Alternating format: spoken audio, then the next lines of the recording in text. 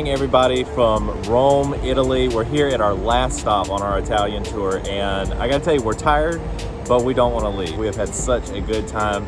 I'm right here in one of the squares, and as you can probably hear, there's a lot of construction, sanitation workers are out, pedestrians are already out walking around and stuff, so the city is alive and well already. It's about 8 o'clock in the morning, so it's kind of early, but not too early. In Italy, it seems like things don't really like wake up and get going until about 10 o'clock in the morning.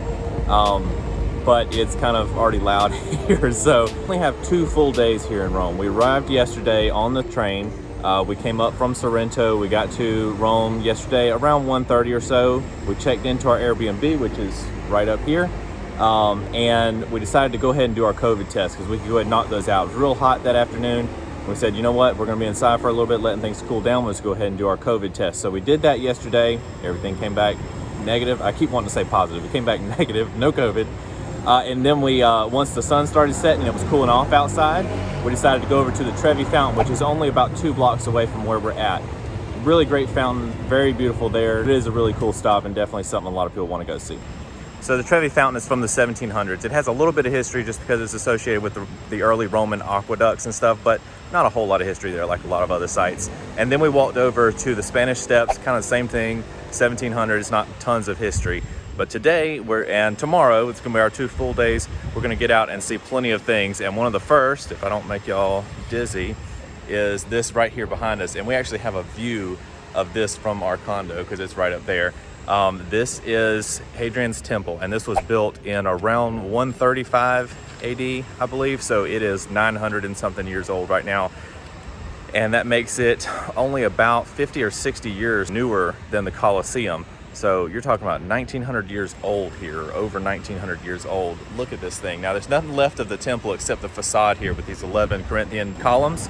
But it does make up the front of the building that I believe they use for their stock exchange here. So that's what they've got going on with this thing. It's really cool. Last year they had like light displays where they would shine lights up on it and kind of tell the story of the history of the temple.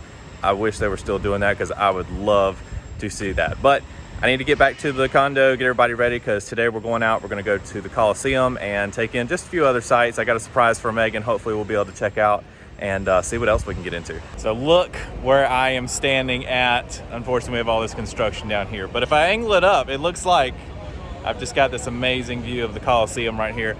I can't believe that I'm standing here right now. Like, this is one of the coolest things. As soon as you think about coming to Italy, at least for me, I think about the Coliseum. This is, I don't know what the number is, but it's probably one of the oldest buildings in the world.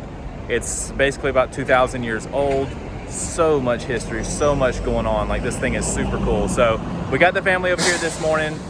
We took a taxi to get over here. In a lot of cities over here, I like to take the metro system. I love their metros. But in Rome, the metro is not very efficient as far as getting around. It doesn't have too many stops. So over here you have buses and then you have taxis. Now taxis, like I've mentioned in another video, they can't just pick you up anywhere. They can't just park anywhere. So you have to go to a taxi stand. And where we're staying at, we didn't have a taxi stand within about 2 blocks. So I'm using an app called App Taxi. They don't have Uber or Lyft over here, but they do have App Taxi and a couple of others. And basically those utilize the actual taxis. They're the actual registered taxis in the city. And so we used App Taxi to get over here, and it worked out great. It works just like Uber or Lyft if you're from the US. So for this portion of the day, we decided to use a tour guide because there's so much history in the Coliseum. And our tour is going to go through the Coliseum and include skip the line tickets, which is basically a must nowadays. And then it's also going to go up the Roman Forum and the Palatine Hill back on the other side, which was like the economic, social, and government center for the city back in those days.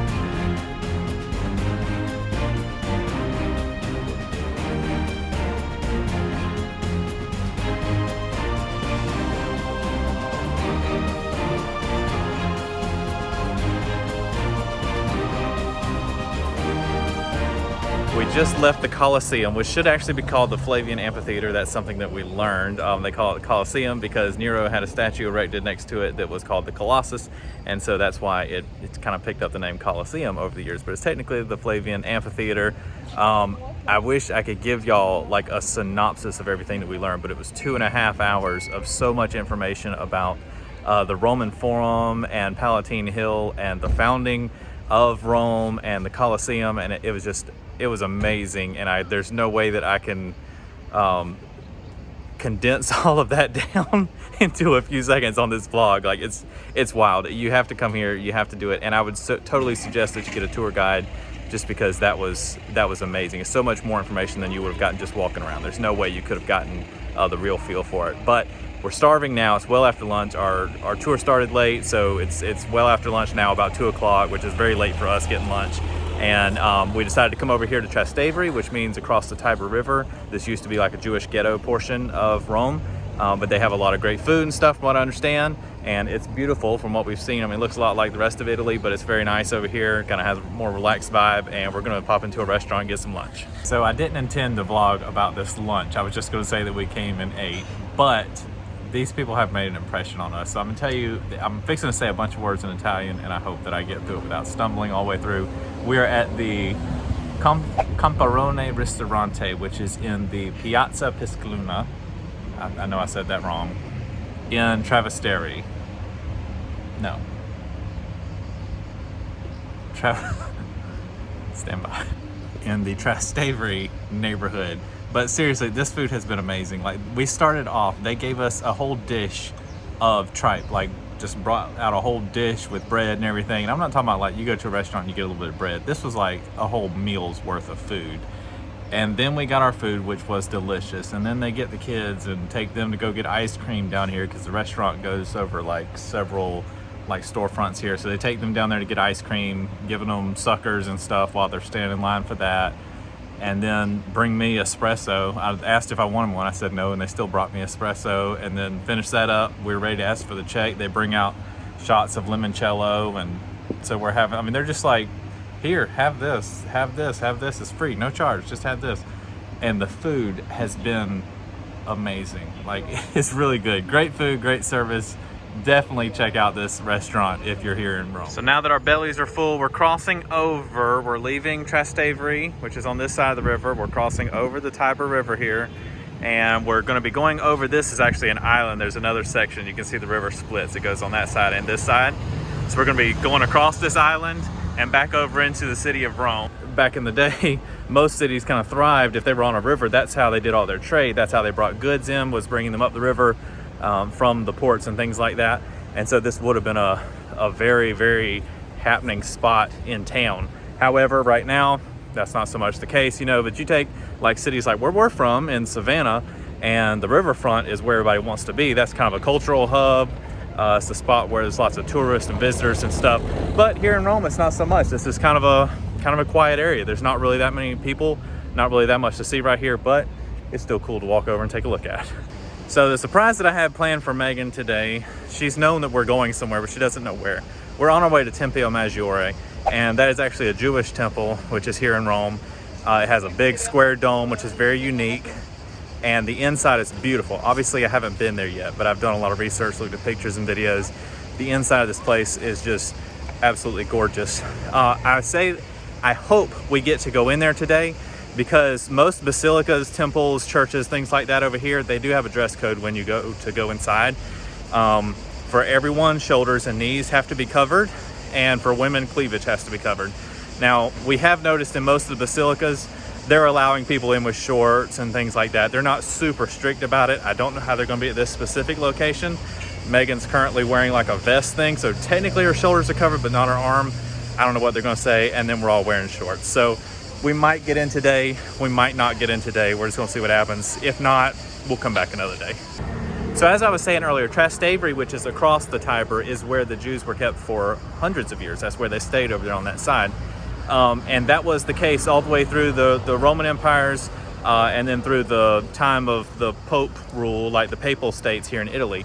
And then in the 1800s, whenever, I believe it was called the Kingdom of Italy, essentially captured Rome back from the Pope kind of moved the Pope's domain back over to the Vatican, that's when they kind of did a whole unification in Italy here, and that basically freed the Jews to be able to come out and go anywhere. And so this temple, Tempio Maggiore, was built just across the river from the Trastevere. I keep messing that word up, but anyway, so now they have this temple on this side, and I mean, it is very grand, very lavish, and it's really nice. I can't wait to get inside.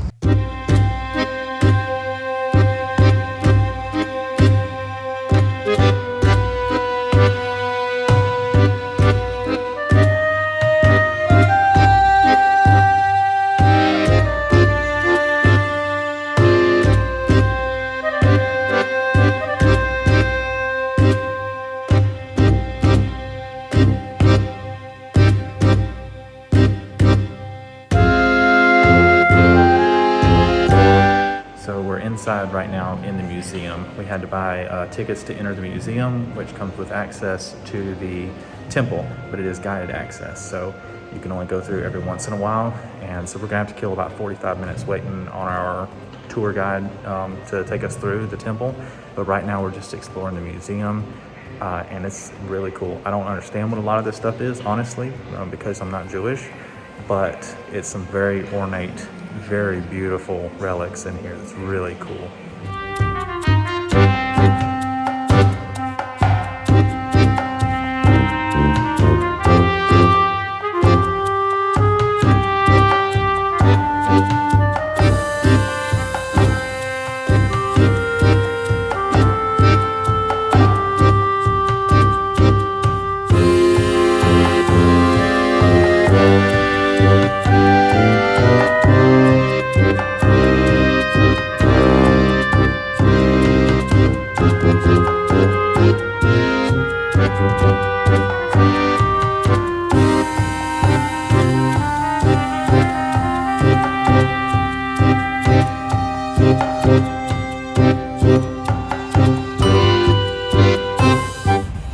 One thing I really love about Rome is the fact that we're in the middle of a busy metropolis city, and there are just ruins like this all over the place. I should have looked up to see what this is. I think it's some type of a temple or something. But I mean, you can see that stuff is right there, and then you have all of this. I mean, I believe this is a police station. But right now we're headed over here, which is where the Mouth of Truth is. So we're on our way to dinner, and I made a quick stop here in Piazza Novono. And as you can tell behind me, this is about half of the square, and then the other half is that direction. It's very long. It's about 2/10 of a mile from one end to the other. I don't know this Rome's largest square, but it's definitely one of the largest, if it's not the largest. It was originally structured in 1st century AD, if I remember correctly, by one of the emperors, and I can't remember which one. I should have looked it up. But it was not intended to be a square. It was actually a racetrack. So it was one of those long oval racetracks like you see in Rome and Athens and stuff.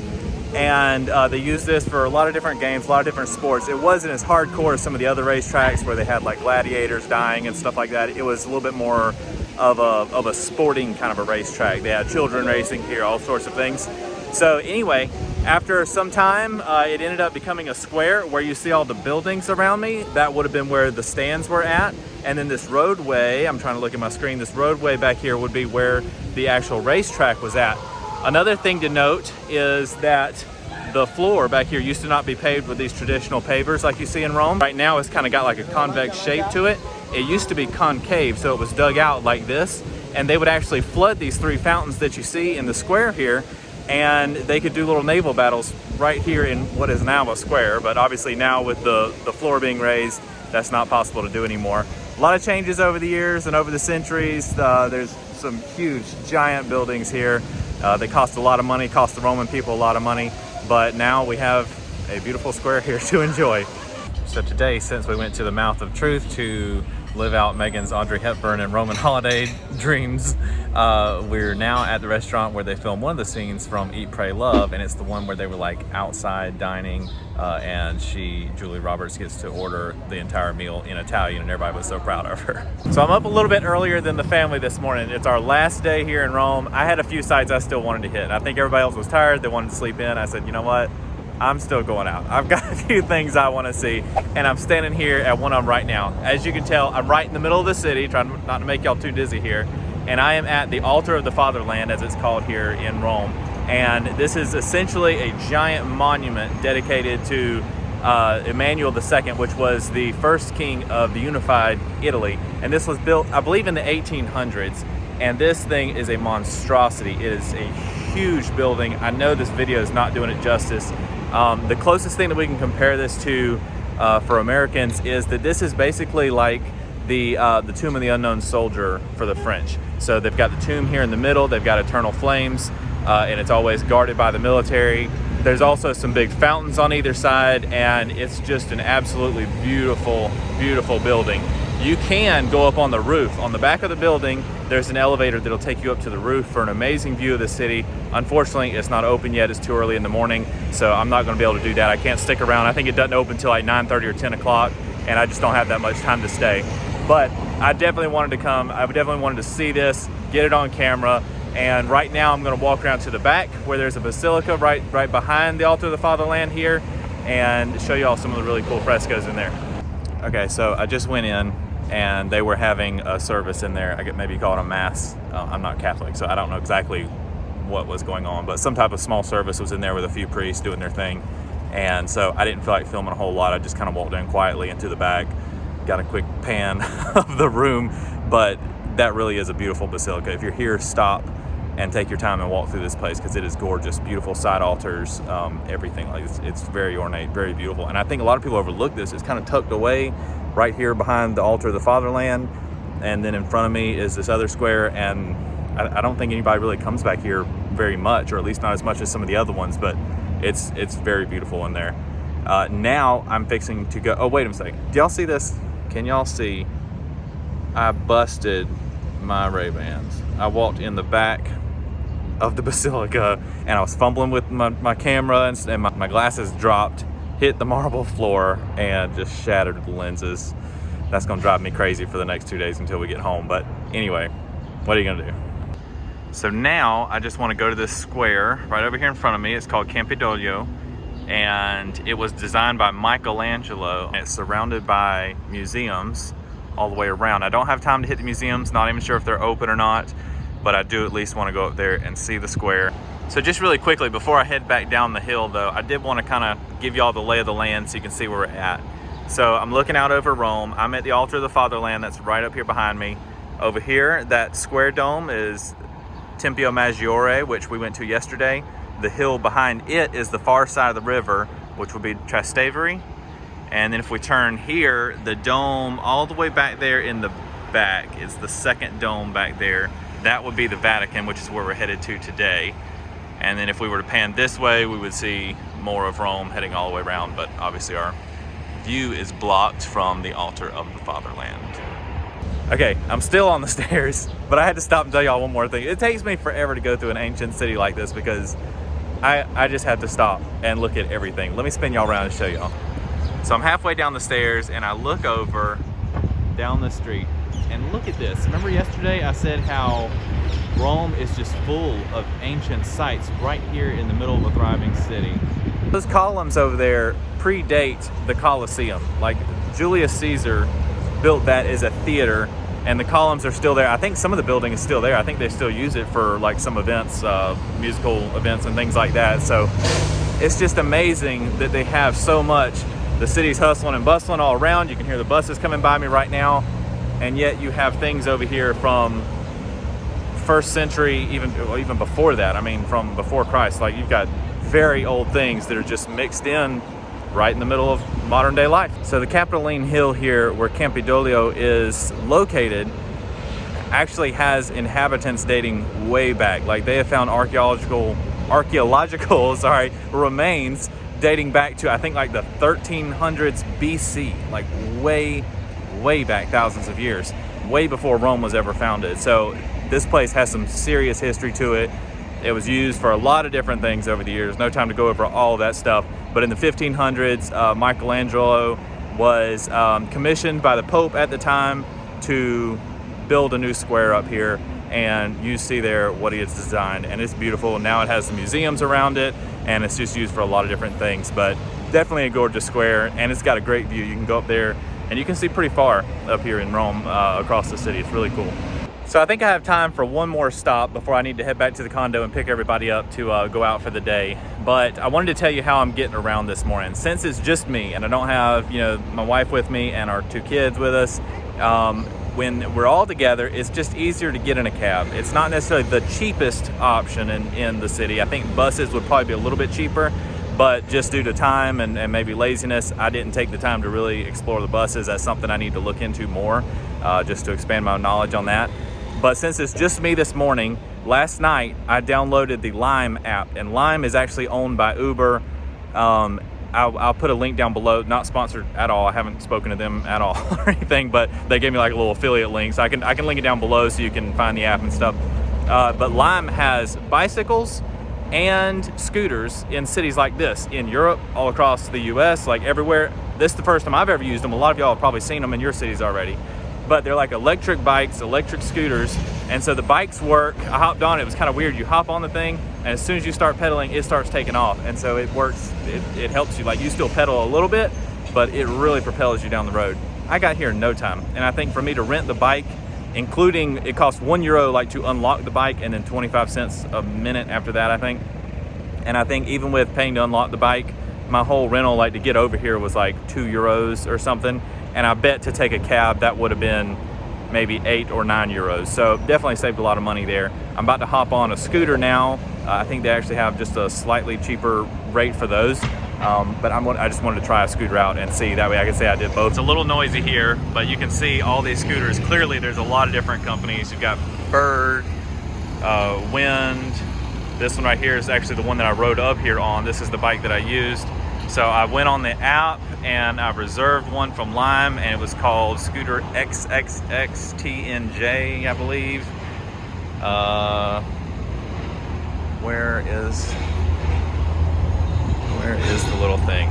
It was this one. I don't know where it says XXXTNJ on it, but this did end up being the right scooter, because whenever I scanned it, it unlocked and said that it was mine. So I'm fixing to try to go over to one more basilica over in Trastevere and try not to fall off this thing and get myself hurt. If the scooters are too tricky, I might stop and get another bike. I might just have to rent another bike. But we're gonna see how the scooters go. I didn't like the scooter. I got on it, I started moving here in the alley, but it was like extremely slow. And I said, you know what, it's gonna take me forever. I'm trying to get over to Trastevere. I don't have all day to do this. So I stopped, parked it. I'm gonna pick the bike back up. So here we are again. Old ruins everywhere you look, right here in town. So I'm here at the Basilica De Santa Maria in Trastevere, which is a Catholic basilica over here in Trastevere, obviously. It's a Catholic basilica. It's got some beautiful Roman columns on the outside and this really cool mosaic, like gold mosaic up at the top. Really an awesome spot over here. It's very quiet. I love it over here in Trastevere. I got even deeper into the community than we did yesterday when we came for lunch, and it's just like, I don't know, it's just quiet over here. It's just a charming little community. Tons of bad history, unfortunately, but also good times as well, you know.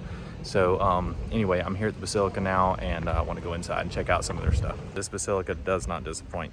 Definitely come over here. I feel like I say that with all these places, but nowhere here has disappointed so far. Definitely come over here and check this out.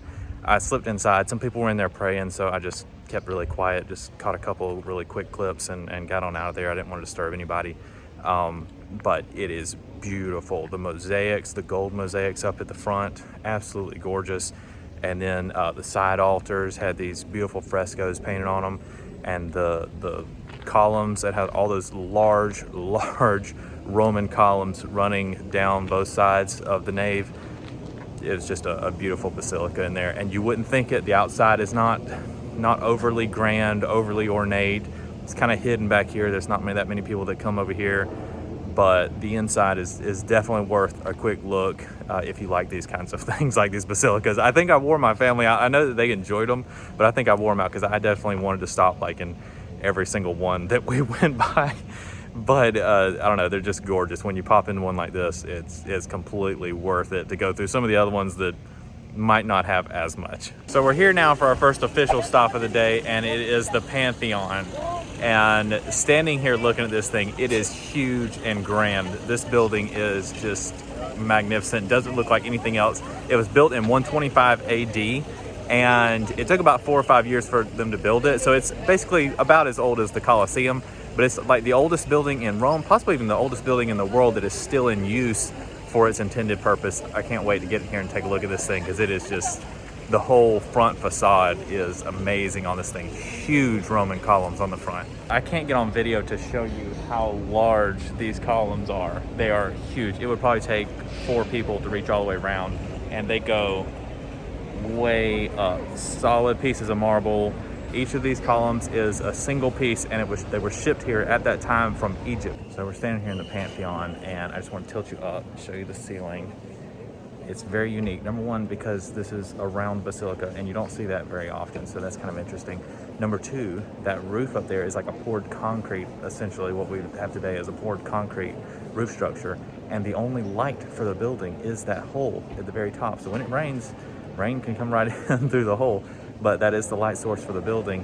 And it was designed in such a way that the roof makes a perfect circle all the way down to the ground. So if you were to put a ball in here that would fit the shape of the ceiling, that ball would fit perfectly inside the room. We're here at the Vatican Museum. I purchased our tickets ahead of time online, and so we have a very specific time that we can go in, and that's in about 1 minute. We just went and had some gelato, let the kids cool down, and we are super excited to go in here. This is gonna be really cool. There's a lot of really cool exhibits here, and I can't wait to get inside and check it out. After this, we'll be going to the Sistine Chapel. So we're in the Egyptian exhibit right now, and it's so cool to see some of this stuff, because most of these sculptures are like from 2000 or further BC, so like 4,000 years ago. And it's crazy to see these things made so long ago and be sitting right here where you can touch them today. It blows my mind, y'all.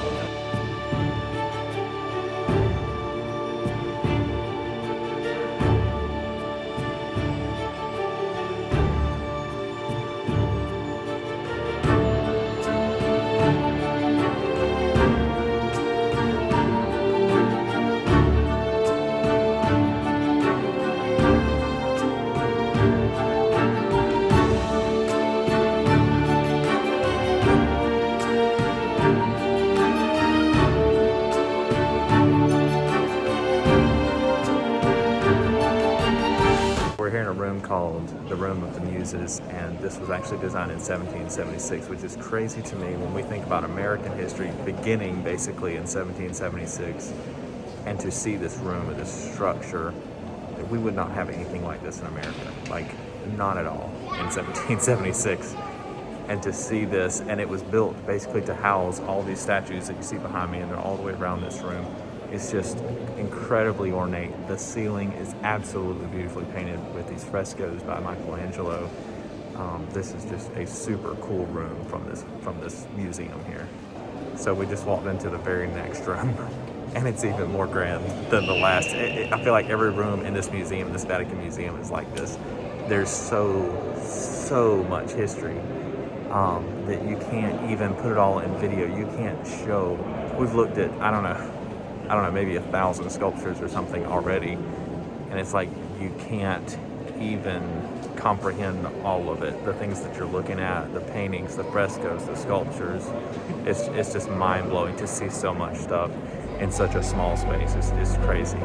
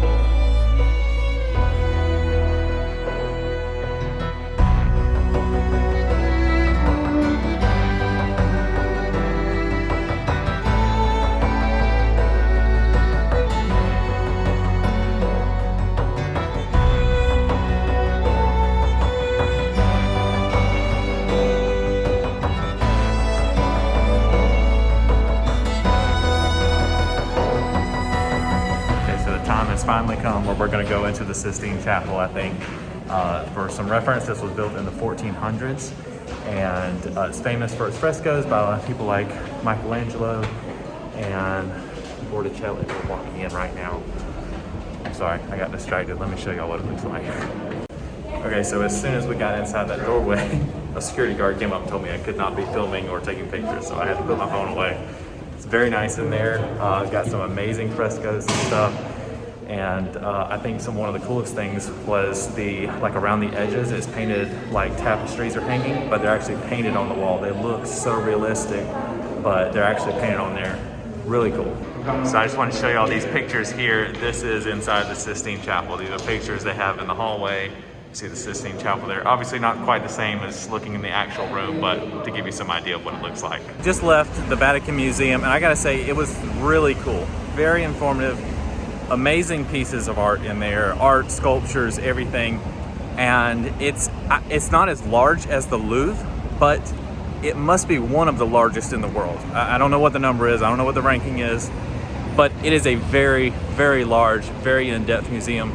There's no way that you could actually see each thing. If you spent like quality time in each exhibit or with each piece or something like that, you would literally be in there for days. I mean, we strolled through pretty quickly. We went pretty quick through most of it, and it took us like 2.5 hours to get through. So I can't imagine if you were someone that was really gonna take the time, want to see each piece and enjoy each piece or something like that, you would literally have to come here for a couple of days in a row to get to experience it all, because it is just incredible the amount of stuff that's there. We're now walking, you can see the Vatican wall over here beside us. We're walking around the country and we're headed around to the front so that we can see the Piazza De San Petro and the Basilica De San Petro. So I'll catch back up with y'all in just a minute there. So right now I've got some blazing sun on me, so I hope y'all can see me all right. I can barely see my screen here. But I'm standing in the Piazza De San Petro, which is the Piazza of St. Peter, obviously. And this was actually constructed back in, I think, AD 69. It was like 60 something there. But it's significant because it is said that this is where Peter was made a martyr. He was killed by Nero in the circus, which is, you know, their racetrack and stuff. So he's kind of killed for sport there, and he's made a martyr. Now, that is very significant because for the Catholics, they say that Peter was the first pope of the Catholic Church. He was having a conversation with Christ one day. Christ said, "Who do you say that I am?" Peter said, "Thou art Christ, the Son of God." And then Christ told him, he said, "Thou art Peter, and upon this rock I will build my church."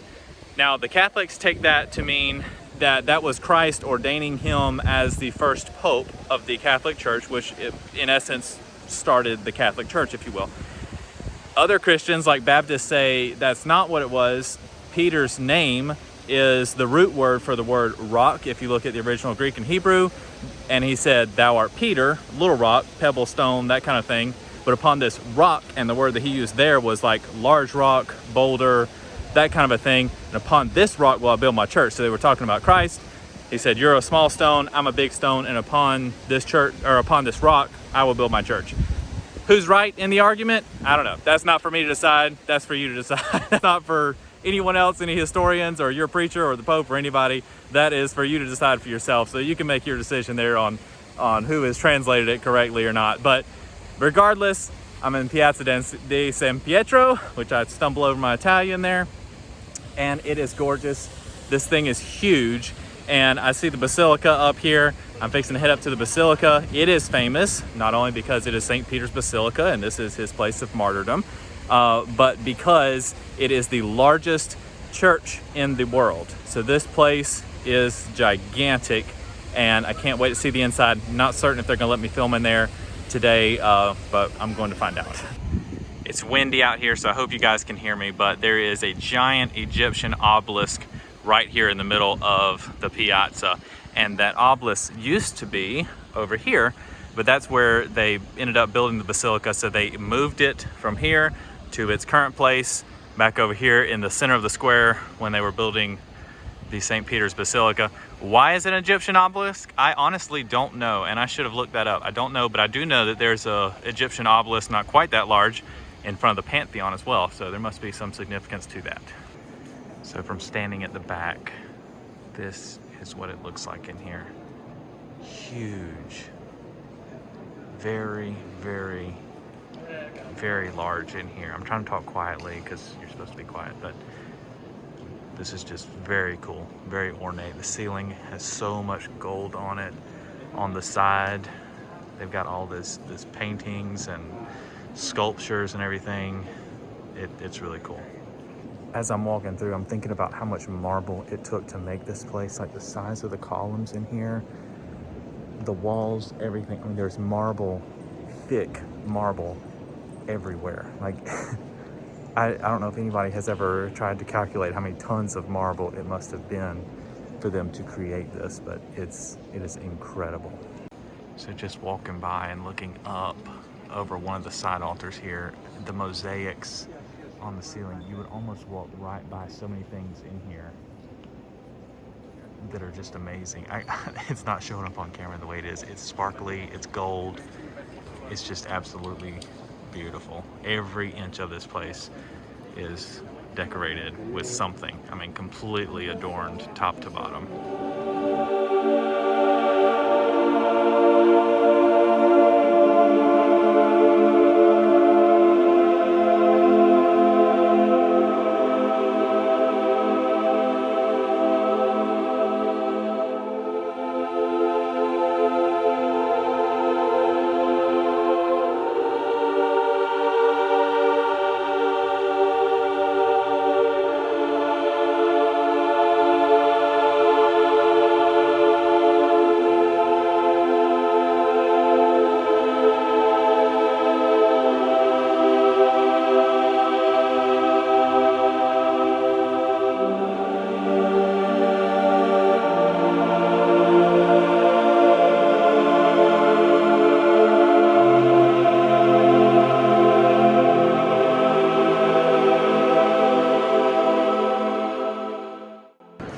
All the way at the very front of the cathedral, we have this crowning jewel, if you will, just this gold sunburst that's radiating from the stained glass of the Dove of Peace right in the center.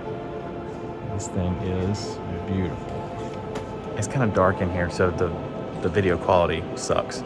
But I love these sculptures, like this one behind me that has such a glossy finish on it, because it gives the impression that it's not even marble that you're looking at. It looks soft, it looks pliable, it looks like it's their actual clothing, that you could reach up and touch it and squeeze it, but it's not. It's marble. It's incredible how realistic it is.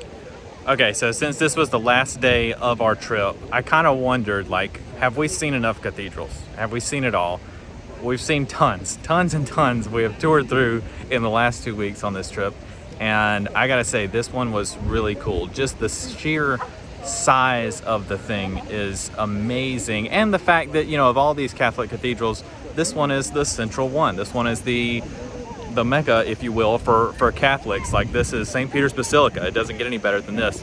And so I am really glad that we did come here. It was totally worth it.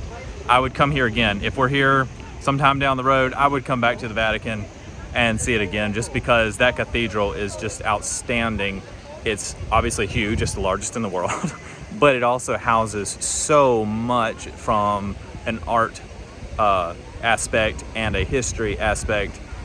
It has it all. I mean, it's just a really amazing cathedral to go through. One last little bit of information, and I'll quit with my little facts for the day. Most of y'all probably know this. Some of you might not, though, so I'm going to throw it in here just for those that don't. So the Vatican City is right next to Rome here, and obviously it's in Italy, but the Vatican City is its own country. It has its own taxes, its own government. It's led by the Pope, things like that. So currently, right now, I'm standing in Piazza De San Petro. I'll get through that at some point.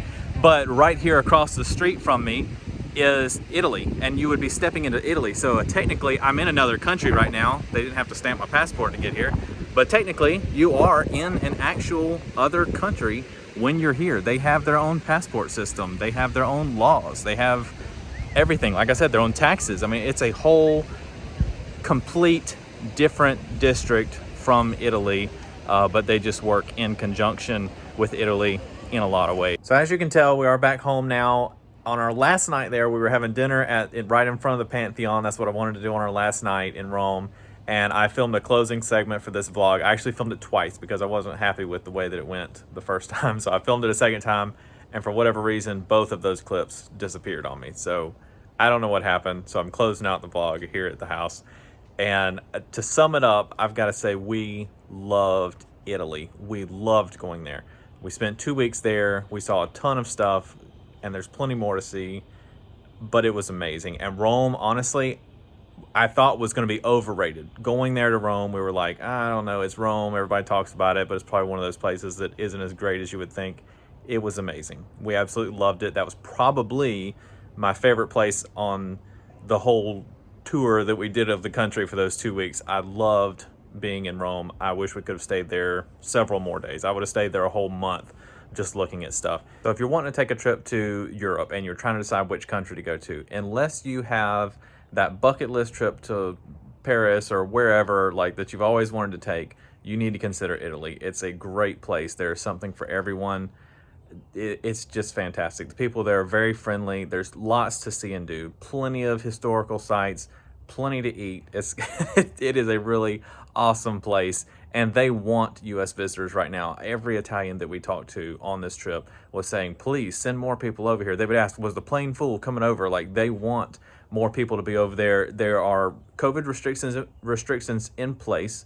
So, you know, you have to wear a mask when you're in a public space. You have to prove that you don't have COVID before you enter the country. Things like that. Those kind of common sense things are in place, and they are ready to welcome tourists back. They want people to come there. So definitely consider going. Always book your stuff ahead of time. Like, look at the galleries and stuff like that. The only two things that we did not get to do in Italy that I really wanted to do was the Uffizi Gallery in Florence and then the Borghese Gallery in Rome.